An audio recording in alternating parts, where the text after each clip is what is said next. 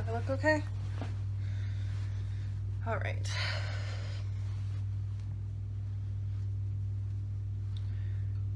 Hello guys. If you don't know me, hi, my name is Kelly. Thank you for clicking on this video. Today I am dressed like a goth clown because, you know, no one's gonna click on this if they knew it was just gonna be me sitting here cry ranting at them. But I really wanted to get on camera and talk about some of the stuff because I, like most people, have been really sad and angry and outraged and helpless feeling over the last couple of days. For anyone who is disconnected from the internet, hi, in America, the police murder people left and right all day, every day for no particular reason, and the government refuses to hold them responsible, and people like Breonna Taylor can't even sleep in their own beds in their own homes without the risk of being extrajudicially assassinated by through 30 to 50 feral hogs. So that's the long and short of why everyone is angry in all the 50 states and in a bunch of countries around the world. I'm not going to be able to explain all this to anyone in a way that is remotely professional, so if you need a refresher on what's going on, don't ask me, because I am very emotional about all this, and I have one very specific thing that I want to remind everyone and talk about today, and that is there is no pride without Black lives. So, June is Pride Month. Pride Month normally in non-corona times would mean, based on the pride parades I've gone to, a lot of girls and a lot of gays partying in the streets, making assholes of themselves at 12:30 p.m., all kinds of wonderful things like that. It would mean corporations bending over backwards to cater to our every whims and sucker us in with measly 20% off discounts and rainbow-colored coupons and all that good stuff. It's great fun, you know, it's like St. Patrick's Day, but for a whole month, and I'm Irish and half gay, so, you know, more fun for me. But, we all knew we weren't gonna get Pride Month this year. I think we all realized that back in February, what with La Corona and all. So the people have collectively agreed we're doing Wrath Month instead. But what I would like to ask these people is, so where the hell you been? Now, we know from history, from the Women's March, from Pride parades, and I've been to the Women's March, I've been to Pride parades. White people love to take it to the streets when it's about them, you know? The number of, like, white boomers and pussy hats that I saw in downtown Chicago on that fateful day in, what was it, 2016? Like, astronomical. Like, people turned up in mass when it was about feminist issues. And Pride has long since stopped being a riot. I mean, we've all seen, like, the rainbow-painted cop cars zooming down the street with their little lights as, like, you know, the drunk white gays applaud. But, so where are these people at the Black Lives Matter protests? And I just think that, given the fact that we would not have a feminist movement or a gay liberation movement or any of the things that we the white American gays and feminists get to enjoy now, we would not have any of that without Black women. That's basically it. And so when I see people standing up for feminism and standing up for gay rights, and who won't stand up for all Black people, but Black women and Black queer women especially, it really, really rubs me the wrong way. Because I would think that in this day and age where it's basically fashionable to be an activist, you know, we're the daughters of the witches who marched for suffrage, and Timothy Chalamet threw the first brick at Stonewall, like, that stuff is cool now. So, why aren't you practicing what you preach? Like, why aren't you standing up for Black people the same way that they stood up for you? We would not have we would not be on the fourth and a half wave of feminism or whatever we're on if it weren't for like all of the incredible like black and queer women critics and thinkers that we've had in decades past. We would not have, like, as again, we the white American gays, we would not have any of the privileges we have gotten so used to in the short time we've had them if it was not for black queer people who, you know, took control of the fight back in the day before it was cool and cute to be an activist. You know, it's easy to point to someone like Marsha P. Johnson, who was the black trans woman who threw the first brick at Stonewall, literally, figuratively. I don't even know, but who am I mean, yeah, like, who am I to lecture people about history? But even I know enough history to know that we would not have any of the movements we have now if it weren't for the very people that we're refusing to fight for. And I just find that very upsetting, especially what with it being Pride Month, because there really, truly would be no gay liberation without black civil rights struggles. Like, we just would not have this. And black history is so ingrained with queer history that it baffles me to see so many people trying to forget that or ignore that, or who just don't want to inconvenience themselves. Like, the number of insta-gays that I have seen post the black square and then go right back to thirst traps, like, they won't do it the next day. They'll do it 2 or 3 days later. But they go right back to their regularly scheduled content as if they aren't still frothing fucking mad. And it just, I think it really brings into jarring relief something we probably all already knew, which is that racism is hideously ingrained into gay culture.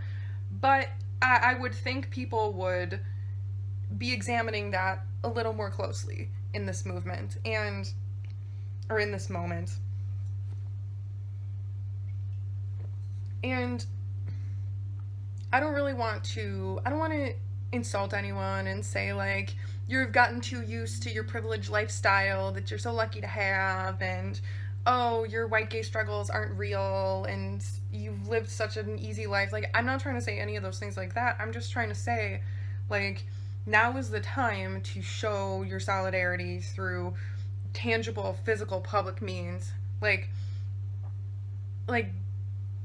guys, there's not going to be a pride parade, so if you want to get out and take it to the streets, then get your little pride flag, put it on like a cape, make yourself a protest sign, and go peacefully protest.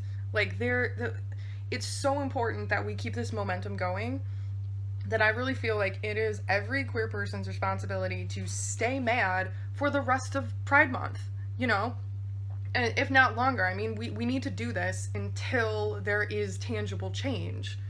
And it really worries me to think that people like, you know, mainstream feminists and the white gays, like, that we're gonna just forget this once the hashtags aren't trending anymore. I know we have short memories. I'm on Twitter, you know, I see how quickly these things come and go. Like, I feel like we've all lived 20 years since the beginning of 2020, so I know people forget stuff and move on, but, like, we need to stay focused and stay consistent and stay mad. And so, what I would kind of like to start or push people to do is focus on this idea that there is no pride without Black lives. No pride without Black lives. Because it's true, and we shouldn't be able to celebrate Pride Month when, you know, our siblings are dying for totally avoidable reasons. When people like Tony McDade are being completely glossed over. I mean, what happened to George Floyd was horrible. It was murder, and it never should have happened, and it should be punished. But let's not pretend that amount of outrage would have happened for a trans woman or a trans man or a gay person. It just, I mean,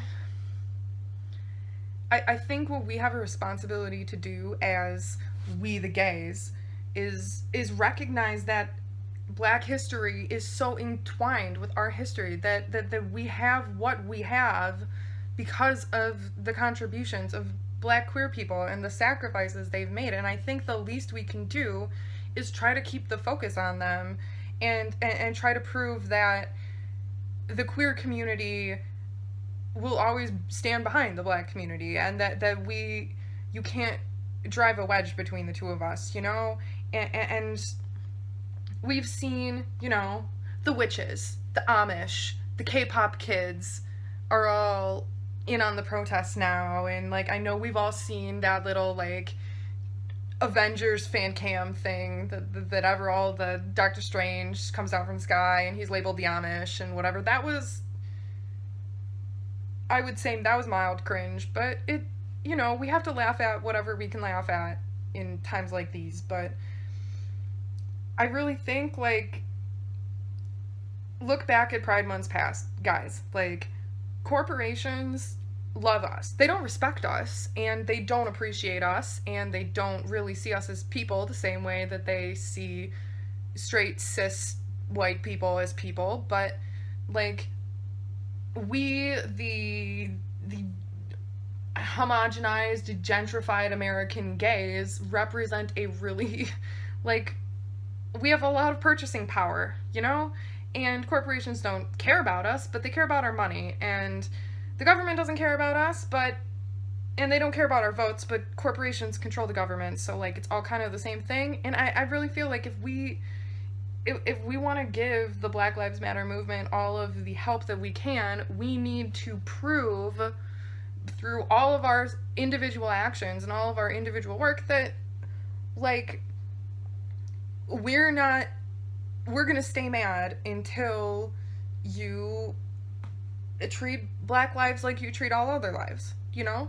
And maybe that was poor choice of words, because, I mean, the government treats everyone like shit, but, you know, I really think that it's the duty of the queer community in times like this, with all of the everything that we have learned and gained and inherited from black queer people, that the very fucking least we can do now is stand with them. And to the feminists that went to the Women's March saying, like, I worry about what is going to happen to my children. Like, surely you worry about children like Tamir Rice, who never get to grow up because of police brutality. Like, you know, I've seen so many people saying, like, how all mothers were summoned when George said, like, okay, cool, well, then go out there, then do something, like, and stay mad until there's not something to be mad about anymore. Not until you decide that you need to go back to your regularly scheduled Instagram posts. Like, I'm getting a little mad now, so I think I'm gonna try to keep this brief and cut it off here. I think for the rest of Pride Month, what I will be doing is trying to focus on that very idea: no pride without black lives. No pride without black lives. And I'm going to be trying to do a couple shorter videos, sort of highlighting some, like, black feminist and queer, like, voices that I really love and admire, and I'm going to be doing that on Twitter and Instagram too. I think you're welcome to follow me there. My handle is Kelly Ann Call, KELLYANNECOLL, with an @ in front of it. And you can stay tuned on this channel for hopefully a couple more, like, short, more casual videos throughout the month. And please feel free to put that hashtag everywhere. Hashtag no pride without black lives. And you're welcome to tag me in that. I would love to promote that kind of thing if anyone else gets on that train. But I just really feel like it's important that this is the time to show solidarity. Oh, actually, I did just remember one other thing. So, not every white girl and white gay has disappointed me in all of this. Like, you know, at the protests I've gone to, there's been tons of white moms there. I think me and my friend were the only white gays that I saw. I mean, we were the only ones wearing pride flags as capes, but, you know, we got a lot of compliments, so it's a good idea. Do it. Jack our style. You're more than invited. But, like, oh yeah, I did see a video I thought was actually really impressive. It was from Manny MUA, aka Manny Gutierrez, aka Lunar Beauty. He's a beauty boy, he's a beauty guru, he's been on the scene for a long time. He's famously friends with, like, Laura Lee, and he used to be friends with Jeffree Star, but Jeffree Star treats all his friends like crap, so Manny kind of moved on. But, like, I think Manny's really sweet and really cute. It's kind of annoying, but really sweet, and I was actually really impressed with his video that he did today, because he's had a couple, like, near scandals, I think, and he's been really open about, like, yeah, I need to learn and change and evolve. And he talked a little in his video about how like, these protests kind of radicalized him, and he talked a little about queer history and how Stonewall was a riot, and the way he presents it like it's brand new information is really, really, really cute. So I would advise you to watch his video. All the AdSense from that video, I believe, is being donated to Color of Change or another organization. And I also saw, spoiler alert, I didn't actually watch all of it yet, I didn't have time, but I saw a good video from Abby Williamson, who is a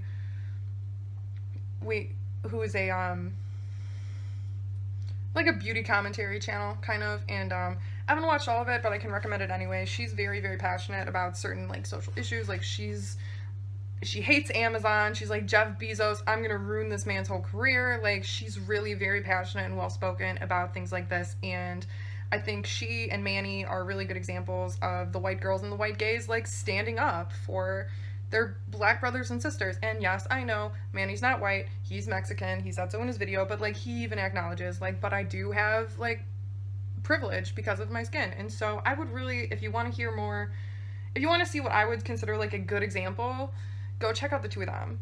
And if you want to see some actual, like, really good in-depth commentary from, like, some black commentary channels, I really recommend For Harriet.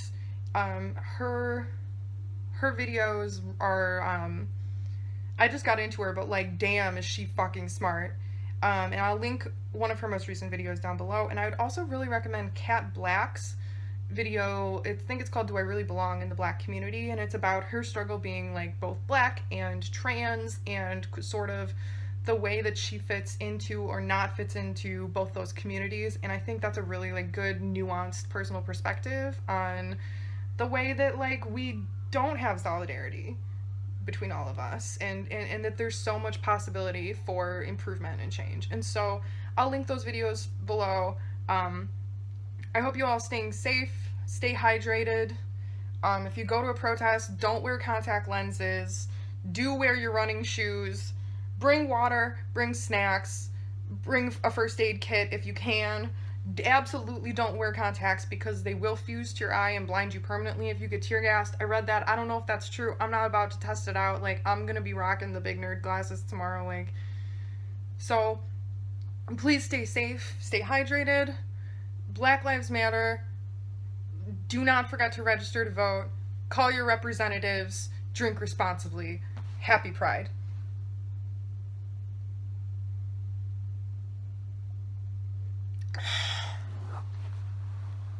Shit. Oh, shit. Check it out, bro. Check that shit out. The eyebrows don't match due to a last minute 11th hour wig change. We had a little hair malfunction, but and this on my eyes, if you can see, it's like, what even is it? It's the Riviera palette mixed with a little of that, like, slime green from the Juvia's Place, the one with the slime green in it. And then this is actually a combination of Wet n Wild face paints, lipsticks, and that BH Cosmetics, like, strobe blacklight highlighter palette. And it's got kind of a rainbow of colors, so I just kind of patted that over each, like, stripe. Not wearing this out tomorrow, though. God damn, I've never been sweatier in my life than when I got home from the protests yesterday. But you know what? It would be cute for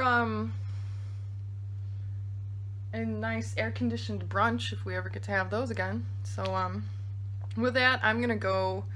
I want to edit this and get it up and go the fuck to sleep. So